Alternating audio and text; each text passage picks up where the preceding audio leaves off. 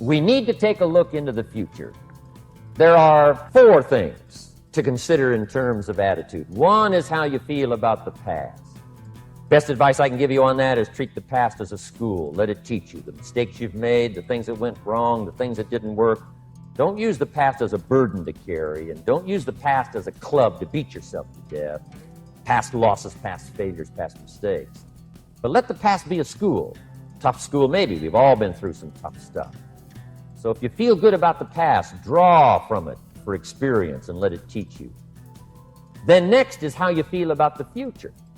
We've got to have the future well designed. The future is called the promise.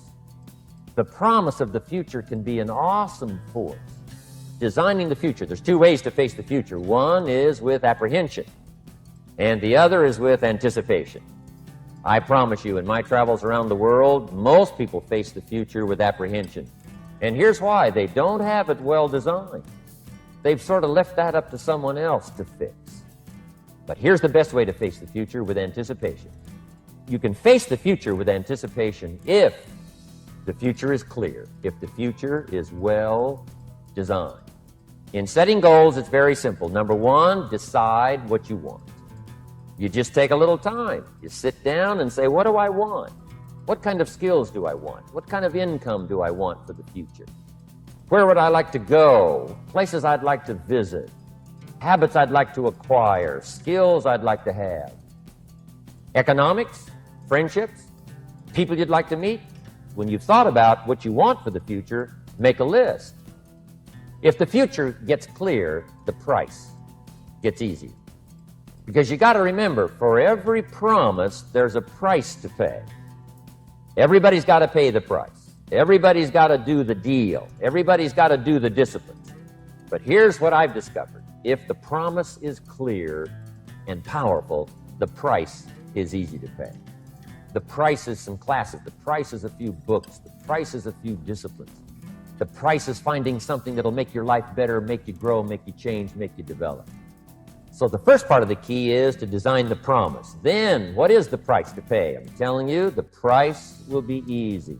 If you'll make the promise of the future clear for yourself, all of the values of life that you could possibly want, and be serious about it, I promise you it's an easy price to pay. Anybody can pay it. And the best advice I can give you is, if I can do it, you can do it. Start setting your goals and see if you can't get a better excitement going for the things you want to accomplish for the future. One of the major reasons for setting goals is for what they make of you in achieving them. My teacher advised me when I first got started at age 25. He said, Jim, why don't you set a goal to become a millionaire? I'm here to help you. And he said, here's why. For what it will make of you to achieve it. Set the kind of goals that will make something of you to achieve it. So part of the key here is to set the kind of goals that will make something of you. Don't set them too low so that you don't have to grow and you don't have to read and you don't have to try and you don't have to stretch. Don't set them too low. And then don't sell out. Don't go for something that's going to cost you your virtue or cost you your values or sell out your principles. There's a good middle road here to follow. Goals that will inspire, goals that will help you grow, change, develop, and become better than you. So if you want something to pull you through all kinds of challenges, all kinds of difficulties, and things that come at you, you got to have something on out there, beyond today, beyond next week, beyond next month, beyond this year, that pulls you into the future. And the clearer it is, the stronger it pulls. The more dynamic it is, the more it affects your life, your spirit, your heart, your soul. It also creates imagination. It gets your mind working on how to achieve that purpose. And if your mind will work, and if your heart works, and if your spirit works, and if you have good input, like good ideas, I'm telling you, there isn't anything you can't accomplish. Ideas gather dust, they don't produce at all by themselves. It's like philosophy is not the end. Philosophy is the beginning. Philosophy must be invested. When I talked about philosophy, attitude, and disciplines, they must be invested.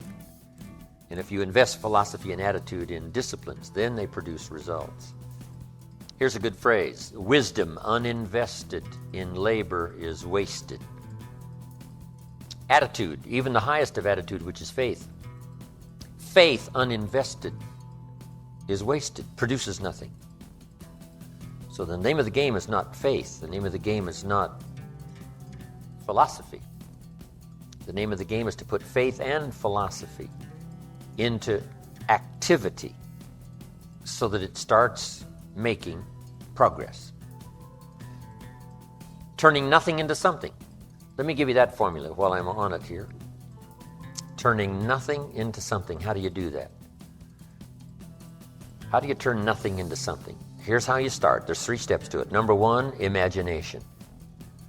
And try to imagine yourself in those new, worthwhile, unique positions. So imagination starts to change everything. Now, imagination is not tangible, but it is almost real. Almost real. It's not real, but it's almost real. But it's hard to say that imagination is nothing. But it's nothing in terms of tangible. It's not tangible yet. And you always have to say yet. Imagination is not tangible yet. But it is the beginning of turning nothing into something. It's the beginning of turning nothing into reality. Imagination.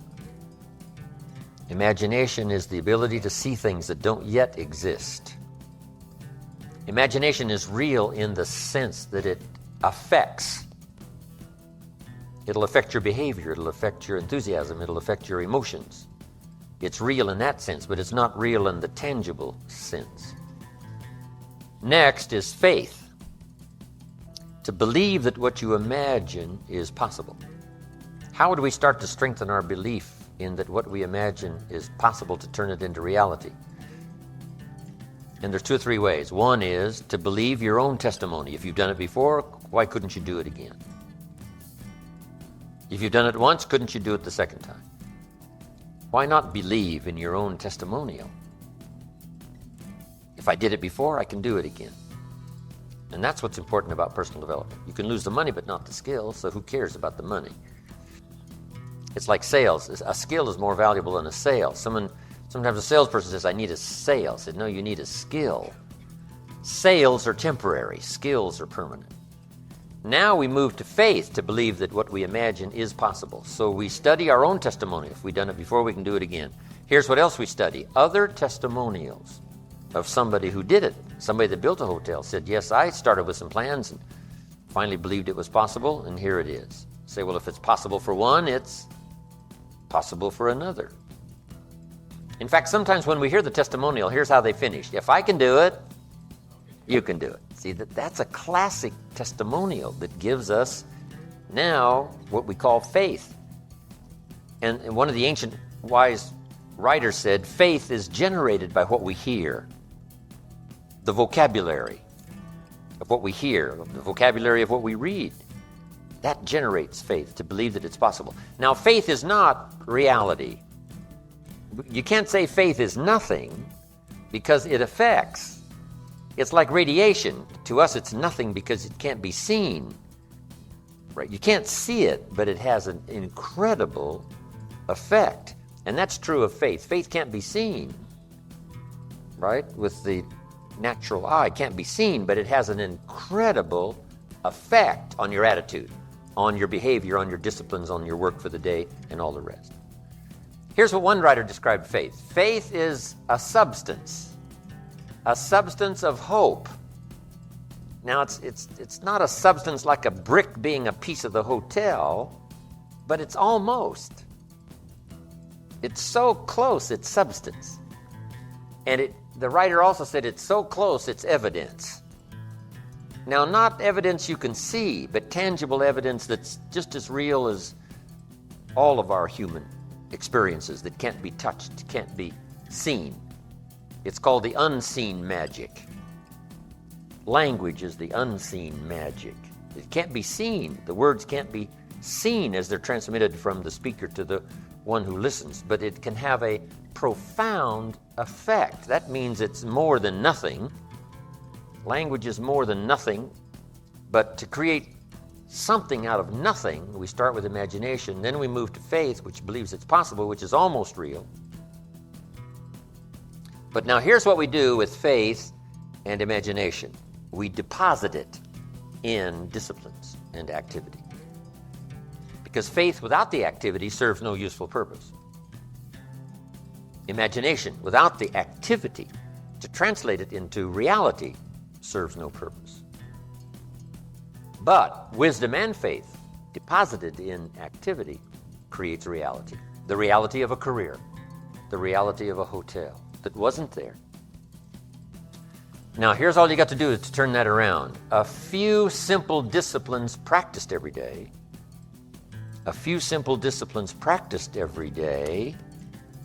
starts to create success. Not at the end of the first day. The first day is the end of a new beginning. Every new discipline affects the rest. Every new discipline makes a difference.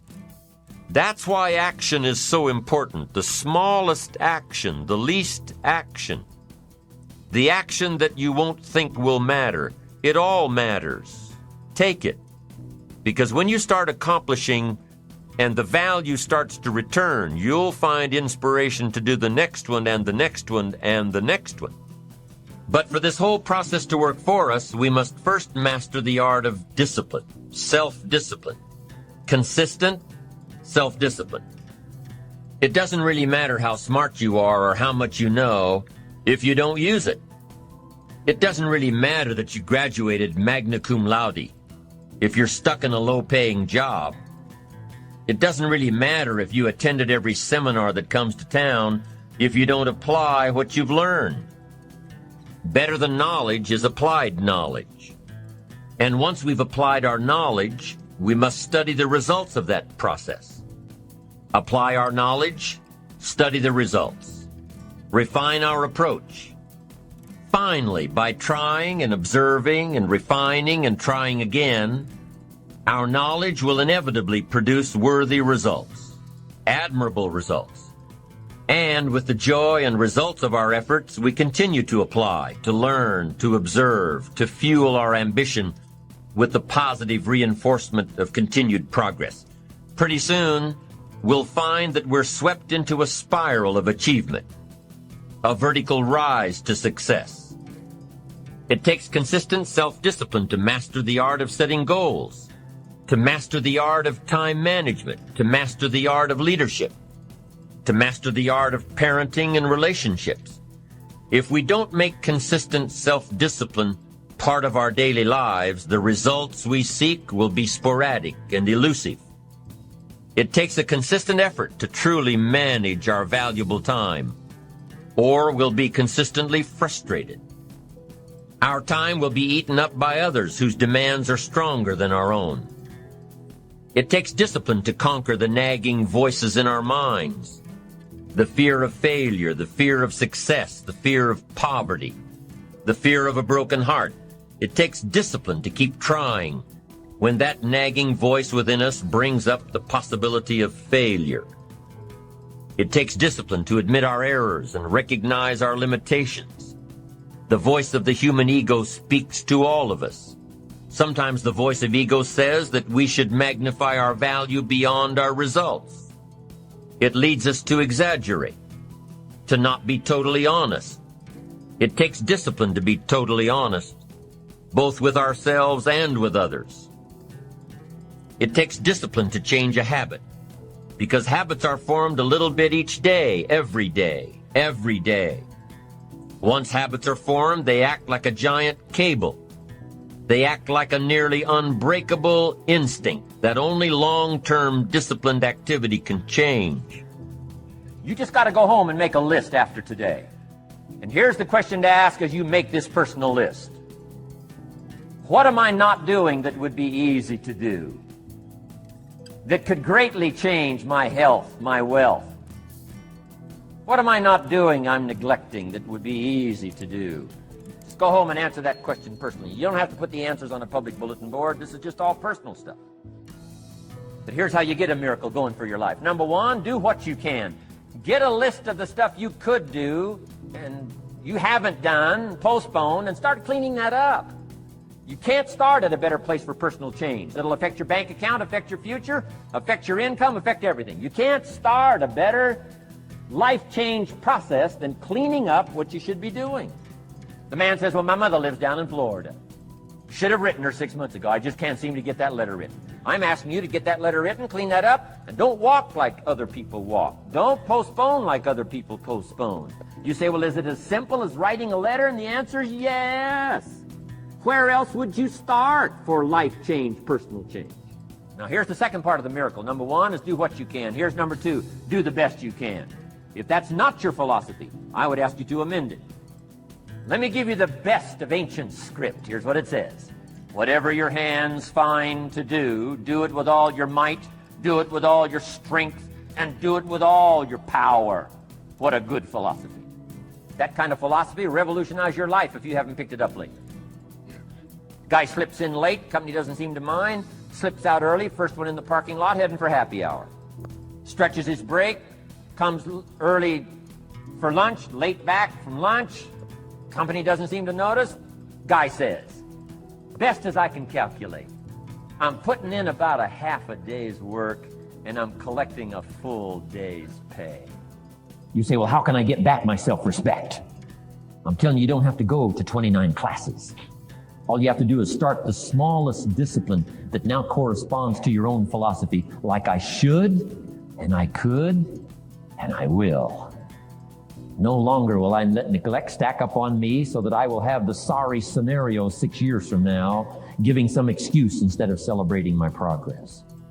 That's the key to discipline. Okay? Let's get kids involved in the least of disciplines. One more, and then one more, and then another one, and then another one, and then some more. And the first thing you know, you're starting to weave the tapestry of a disciplined life into which you can pour more wisdom and more attitude and more strong feeling, more faith and more courage. Now you've got something, a vessel in which to put it. And now the equities start to flow. And the early return, I'm telling you, if you'll start this process, the early return will have you so excited, you'll commit yourself to this strategy for the rest of your life. You'll never go back to the old ways. Join a new crowd, join a new group. The disciplines to do it, take action. Now here's the other side of discipline. If there's considerable time that passes between the moment of awareness and the time of our implementation, then that is called procrastination. Procrastination, doing it tomorrow instead of today. Procrastination, an almost exact opposite of discipline. The voice within us says, get it done. Discipline then says, do it now. Do it to the best of your ability, today, tomorrow, and always, until finally the worthy deed becomes instinctive.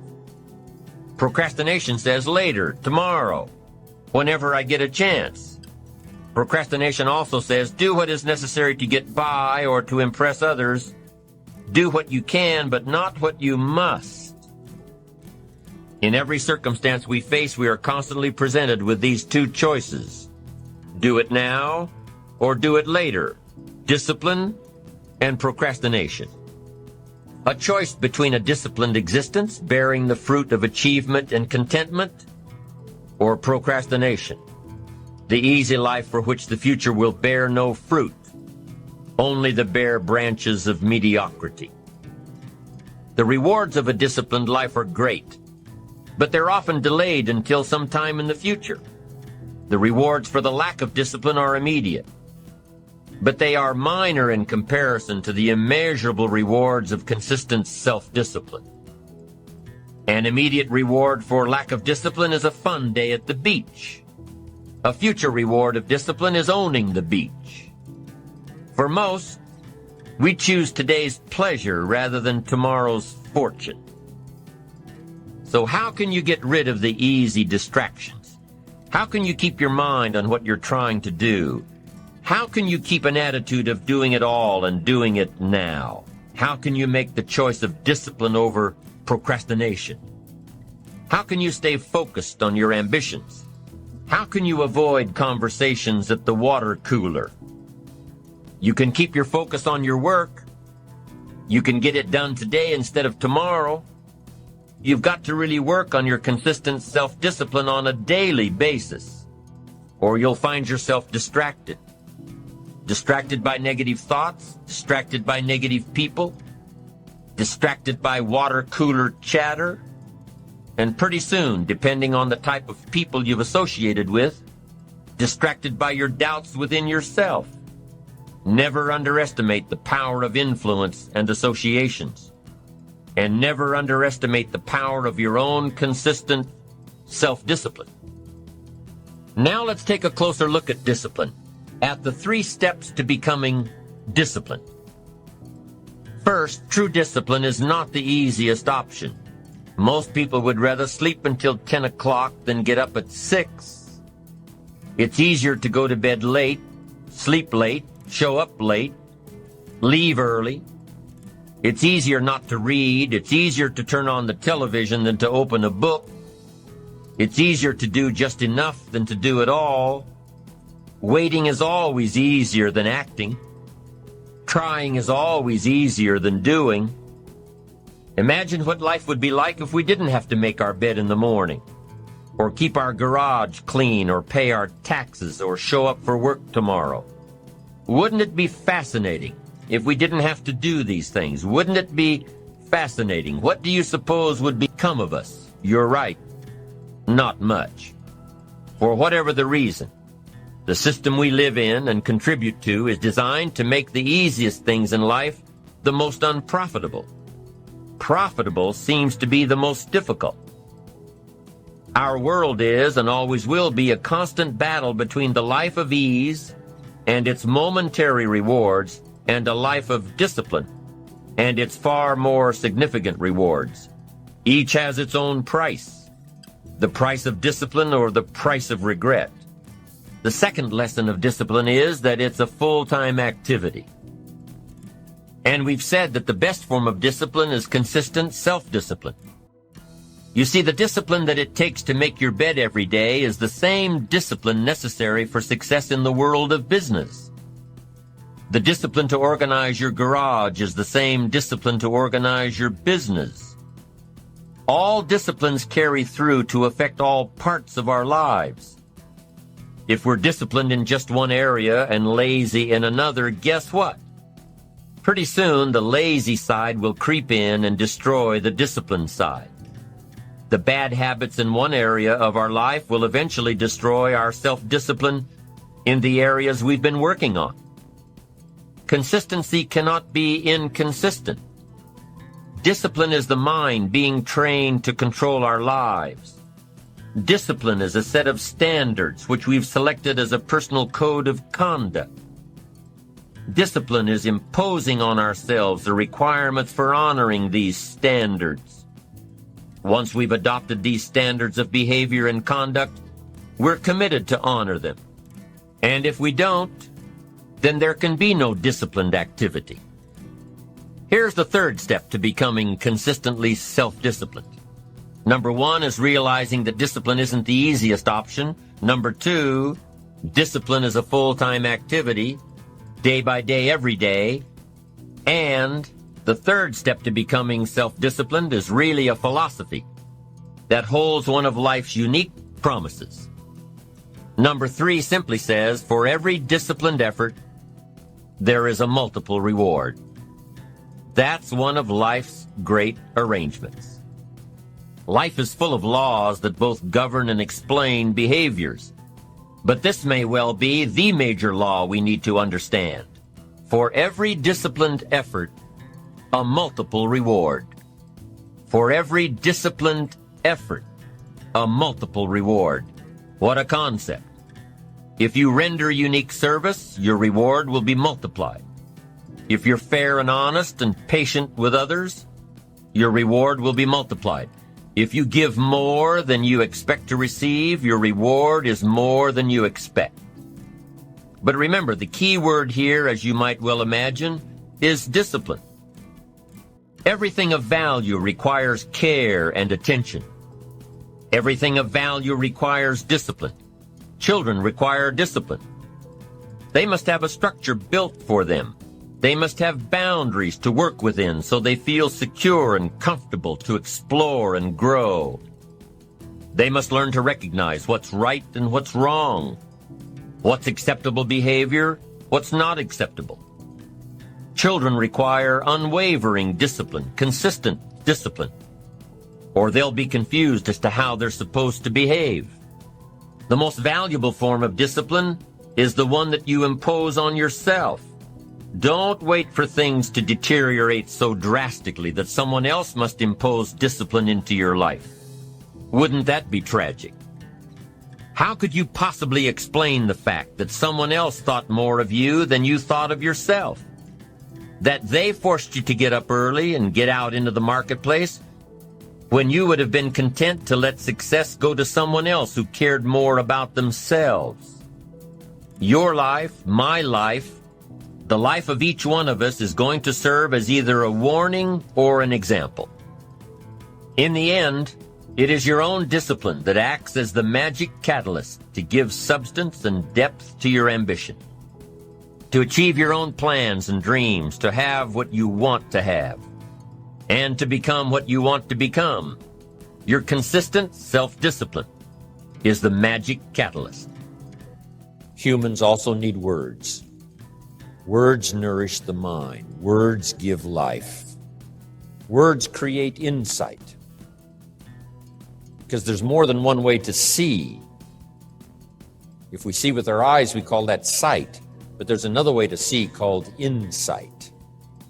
That's why we come, gather for a couple of days, attend the classes, go to the training, read the books, do all the stuff, is to develop more insight, letting our mind be nourished to think, ponder, and wonder, and conceive ideas, projects, purpose, give structure to something for the future, whether it's better health or better career, better future.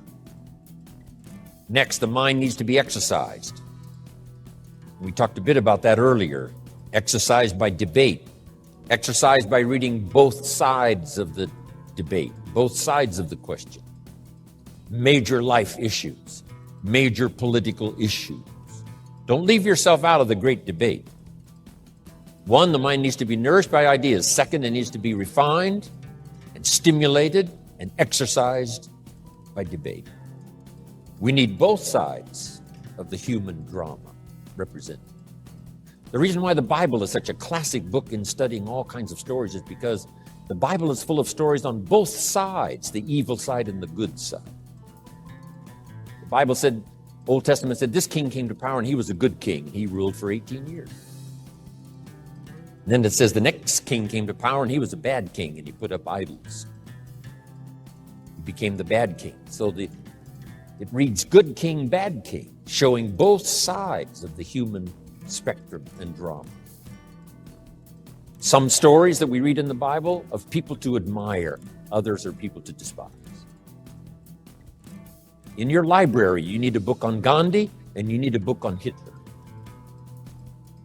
One book to show you how noble someone's aspirations can be, and the other book to show you how despicable and how evil someone's goals can be. Both sides we study good and evil, one we love and one we hate. We study illness, we study health. Someone says, well, you can't study the negative things. You have to study the negative things. You have to give voice to and mind to and time to both sides of the issue so that you can strengthen your side of the argument. Then our personal philosophy needs to be developed so we can see the opportunities on the other side so we can maximize those. And for the balance of your life, that's going to be the twin challenge in developing ideas and philosophy and strengthening all of it so that you can avoid the dangers, maximize the opportunities. Because the dangers never go away. The dangers to our ship of state called the country. The danger to the enterprise, the danger to the corporation. Dangers always lurk, both inside and out. Dangers lurk on the inside of our own mind.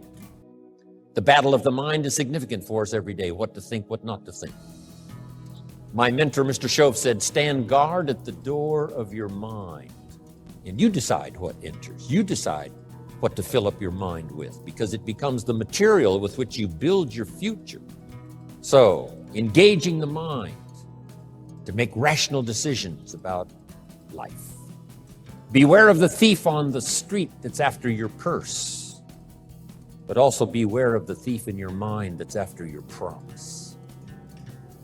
The thief in your mind that says you're too short, you're too tall, you've never done it before. What makes you think you can do it now? It's not going to work for you. Someone else could find the book, you'll never find the book. If you found the book, you wouldn't read it. If you did read it, you wouldn't understand it. That's stuff that goes on in our mind. So jot down this key phrase. It's one of the best for the day. Whatever you do, don't become a victim of yourself. As you engage in this debate, what to eat, what not to eat, where to go, where not to go, what to say, what not to say, what to do, what not to do. Make sure that you strengthen the positive side of this argument with yourself so that day by day you become healthier, day by day you become stronger, day by day you become wiser. Day by day you build a better shield and immunity. An inside immunity to ward off disease, but an outside immunity to ward off all the negative and all the trash and all the stuff that would not enhance your personal development nor your promise for the future. So this is so important in understanding the mind. Feed it. We call it food for thought. That's what a big share of this whole seminar is all about these 3 days, is providing food to think about, thoughts to think about, and then ideas to debate. And it's not necessarily what's right or what's wrong, but what's better, what's best. This is okay, but this would be better. With this, yes, you can manage, but with this, you can flourish. With this, you can exist. With this, you can live a fantastic life. So, exercising the mind. Now, to develop the mind, you need a good library. Let me give you 3 parts to your library. Number 1 is your visual library. Zig and I and others have put things on video so you can see it. We ask you to come here today and see what's going on. So part of it comes by visual. Come and see. And then if it's on video, you can see it again and again and again. Key phrase, repetition is the mother of learning. Repetition is where if we hear it again, we see something we didn't see when we heard it the first time. We see something different that we didn't see the first time. Next is your listening library. Zig Ziglar's right. Turn your car into a mobile classroom. You can have a university education in a fairly short period of time just using the traveling time to listen.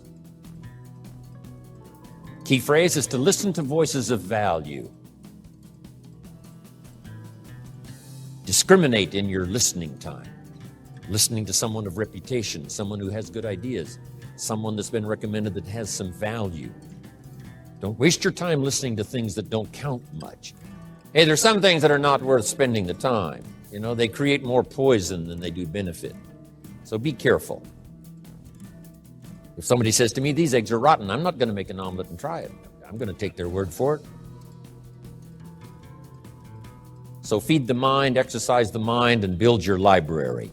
Make this note. You cannot live on mental candy. Just like you can't feed your children ice cream all the time and hope that they will be healthy. So you cannot live on mental candy. Someone says, well, I just read the positive stuff. That's not enough. And the reason is because you need to know both sides of the issue. So start your library like I did, age 25. I mentioned in another seminar, haven't read everything in my library, but I feel smarter just walking in it, right? Smart enough to buy it. Now I got to be smart enough to read it all. Then I got to be smart enough to sort through and decide what's valuable. So make that the next part now. In part of personal development for the mind, you got to sort through what you read, what you see, and what you hear, and decide which of all of that is valuable for you to try and do and master. This is where being a student comes in. Not a follower, but a student. You read one book on good health and it says, do what this book says, you'll live forever. You read the next book on health and nutrition and it says, if you do what that first book says, you'll die young. So someone says to me, Mr. Rohn, which of these books should I follow? Jot this down. Neither one. Don't be a follower. Read both books and make up your own mind. Here's what's important in the final analysis. One of the best phrases for the day, make sure what you finally do is the product of your own conclusion. Make sure what you finally do is the product of your own conclusion. Meaning you don't just follow, but you listen to both sides of the argument. You listen to the controversy. You try to master the points on both sides or three sides or whatever. Then you start charting your own course. It doesn't say you'll make always the right decision on what course to take or what to do. You can refine as you go. But make sure that what you do is the product of your own conclusions from the debate, conclusion from what makes the best sense to you to try. Now, jot this down. Also give yourself a chance to change. Some things I held on to that I thought this was it. I'm telling you, after a while I gave it up, found out it wasn't it. So give yourself a chance to change. Refine your philosophy. Refine your direction. If you'll give yourself a chance to do that, here's what will happen down the road a ways. A new door will open that you haven't discovered before. Give yourself a chance to change, reevaluate. So let your library be a testimonial of your dedicated interest in accelerated personal development, that you will read whatever you have to read, you will hear whatever you must hear, and you will watch and see whatever you must see in order to make your life refined and worthwhile and achieve all of your purposes. It takes a lot of effort to learn. It takes a lot of effort to grow. It takes a lot of effort to decide and debate. But jot this down. It's all worth the price. Now, it's also very important intellectually to know whether or not you're headed this way or this way. And once you decide, 10 years from now, I think that the gathering of my intellectual and personal and spiritual and moral and economic treasure may not be that great. The key is to start right now making these changes to walk this new road. But here's what's exciting to me. Just a few daily disciplines makes a great deal of difference in 1 year, 3 years, 5 years. Just a few daily disciplines. And that's what I'd like to talk about in this series, just these few daily disciplines that make the difference, whether you wind up here or here. Good question. 10 years from now, you will surely arrive. The question is, where? We don't want to kid ourselves about where. We don't want to kid ourselves about the road we're walking. I had a day shortly after I met Mr. Schoaf called Do Not Kid Myself Anymore Day. I don't want to go disillusioned anymore. You know, I was using the cross-finger theory back when I was 25, 24, 23. I finally decided that the cross-finger theory was not going to get me what I wanted. That isn't where the treasure lies. That I'm going to have to make sure which of these ways I'm headed. But a few reading disciplines and a few disciplines of mind and a few disciplines of activity, and you can make all the difference in the world whether you wind up here or whether you wind up here. But just a few changes. Sometimes we get the idea that we're doing about 10% and there's about 90% more that we need in order to make the difference for our fortune. And probably the opposite is true, right? We're doing enough things to have arrived here today.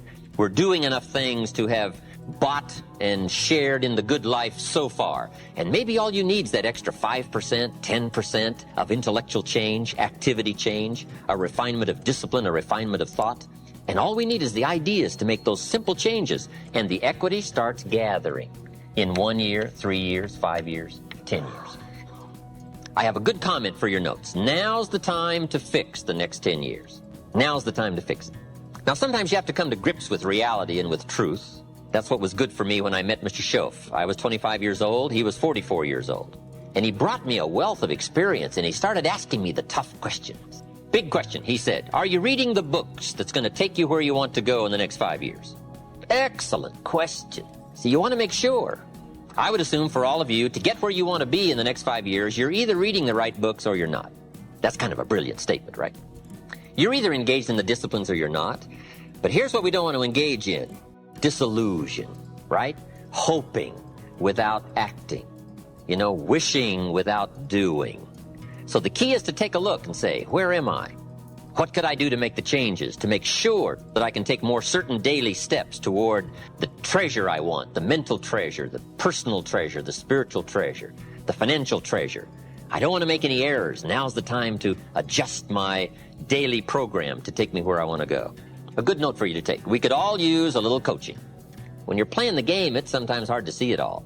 And if you just take a breather, take a little time out, It's what we're doing here in this lecture series. Take a little time out, listen to someone's experiences, which is what I want to share with you, my experiences, my ideas, and see if it might cause for you a little moment of correction so that you can make some changes that'll add up to some extra worth in the next 1 year, 3 years, 5 years. So, ideas, I hope you'll find here during this series. All kinds of ideas, health ideas, enterprise ideas, living the better life ideas, and primarily for this series, skills of leadership ideas. The next key word is inspiration. Inspiration is a mystery, why some people are inspired and some are not. Who knows what that mystery is? Some people have this incredible zest for life and an appetite for living well and doing well, and others seem to take the ho-hum attitude, let it slide, and hopefully it'll work out anyway. I don't know what the difference of that is, but it is exciting to watch people who are inspired. But I think the key to it all is self-motivation. Self-motivation. The guy says, boy, if somebody just come by and turned me on, hey, what if they don't show up? You got to have a better plan for your life. Personal inspiration, drawing emotional vitality from life and the challenge, going for it. We all admire that. I think my personal advice to you would be, reach down inside of you and come up with some more of those remarkable human gifts. They're there, waiting to be utilized. And then change anything for you want to change. And I challenge you to do that because you can change. Let other people lead small lives, but not you. Let everybody else cry over small hurts, but not you. Let everybody else argue over non-essentials, but not you. Deal in things that matter. Make sure what you do is the product of your own conclusion. Don't just learn how to earn, learn how to live. And that's what lifestyle is all about. Learning how to live. Here's one of the great challenges of life. Being happy with what you have while in pursuit of what you want. So develop your lifestyle a little more. Your style of seeing, giving, sharing, enjoying. It's not the amount that counts, but the experience of choosing to live with style. I remember saying to Mr. Schoaf one time, if I had more money, I would be happy. And he gave me some of the better words of wisdom when he said to me, Mr. Rohn, the key to happiness is not more. Happiness is an art to be studied and practiced. He said, more money will only make you more of what you already are. More will only more quickly send you on to your destination. He said, if you're inclined to be unhappy, if you get a lot of money, you will be miserable. More money will only make you more. More money will only amplify. If you're inclined to be mean, and you get a lot of money, you will be a terror. If you're inclined to drink a little too much, when you get a lot of money, you can now become a drunk. So style is not more. Style is an art, a genius, a design. Lifestyle is reserved for those who are willing to study and practice the higher arts of life. Lifestyle is culture, music, dance, art, sculpture, literature, plays, concerts. Lifestyle is a taste of the fine, the better, the best. Mortimer Adler, the philosopher, says, if we don't go for the higher tastes, we will settle for the lower ones. So develop an appreciation for the fine. That is a worthy purpose. Developing an appetite for the unique things in life. Study the art and reach for the best. To have the best in the time we have available to us, that is the quest. Remember, it's not the amount, it's the imagination. Be somebody. That's a good challenge. Be somebody. Be somebody wise.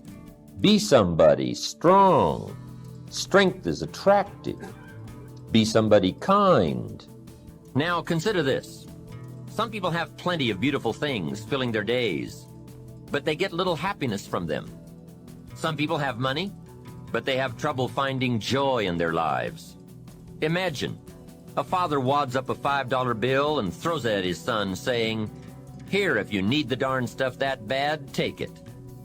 Same money, poor style. And remember, it's not the amount that counts. It's the style that counts. Mr. Schoaf taught me lifestyle in those early days, starting with small amounts. He said, imagine that you're getting your shoes shined, and the shoe shine boy has done a fabulous job.